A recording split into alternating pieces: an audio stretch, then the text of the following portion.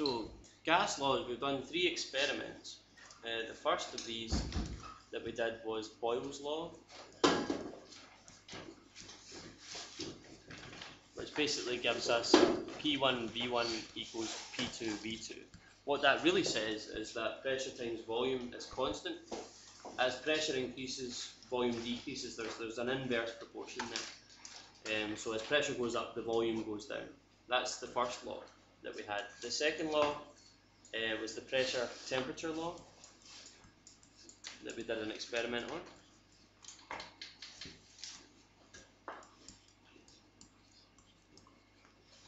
And there was direct proportion there. So as we increased the temperature, we increased the pressure.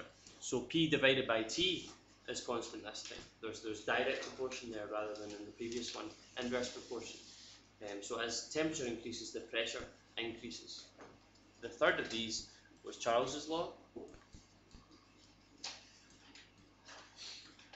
which says that volume and temperature are constant. So V divided by T is constant this time.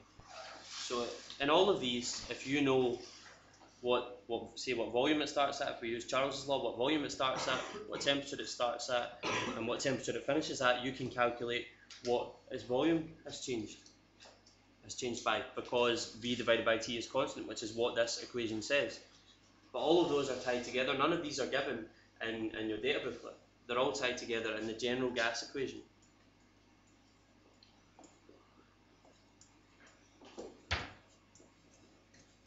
The general gas equation given in the data booklet is PV divided by T equals constant.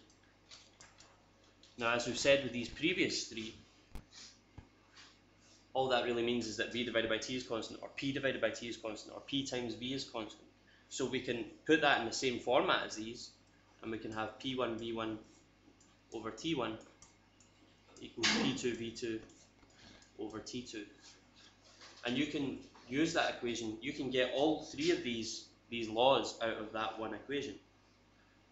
Because remember, you're usually only going to have to look at 2 variables. The other is going to be kept constant. So if the volume is kept constant, then it comes out of this equation completely, and you're left with P1 over T1 equals P2 over T2. So you're left with the second law there, the pressure temperature law. And you can do that with all of these. You can get all of them out of that. If temperature is constant, if we want to take temperature out, then we've got P1 V1 equals P2 V2. They're all in there, so it doesn't really get any more complicated than that. The only time that it does get a wee bit more complicated is when you've got to explain, using the kinetic model, what is happening within the gas. And that's really when we refer to what I call the 3 F's. So with the kinetic model,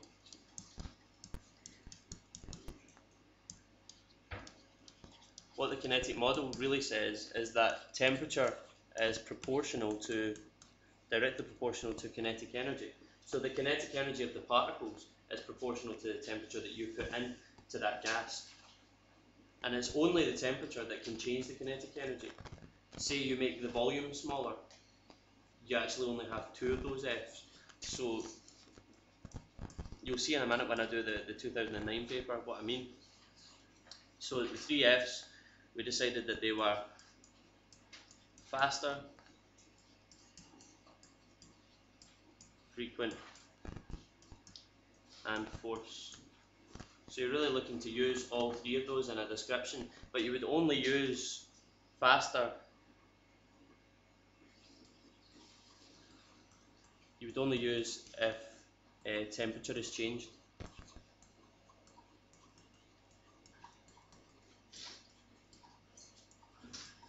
So if temperature is kept constant, you wouldn't mention faster at all. You would only mention frequent and force. So those are the 3 words to guide you through your answer. So let's say, for example, we've got constant temperature.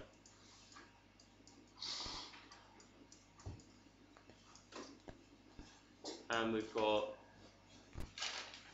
the other 2, volume and pressure.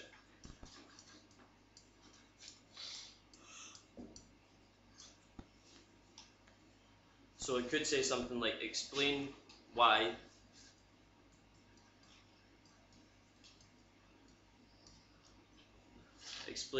pressure increases as volume decreases.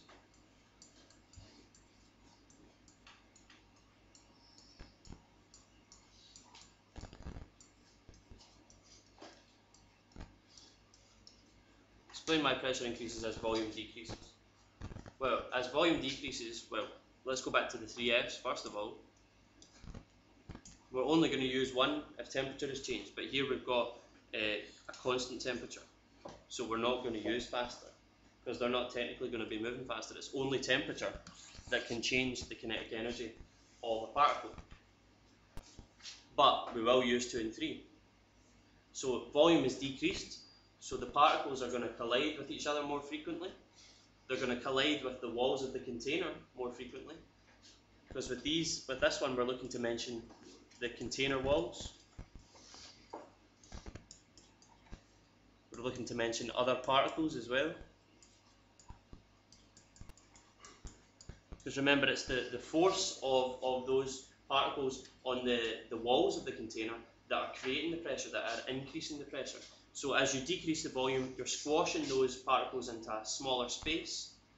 So they collide with each other more frequently, they collide with the container walls more frequently. So therefore, the average force on the container walls goes up, and that causes the pressure to increase. So when you're mentioning force, that's really pressure on the container walls.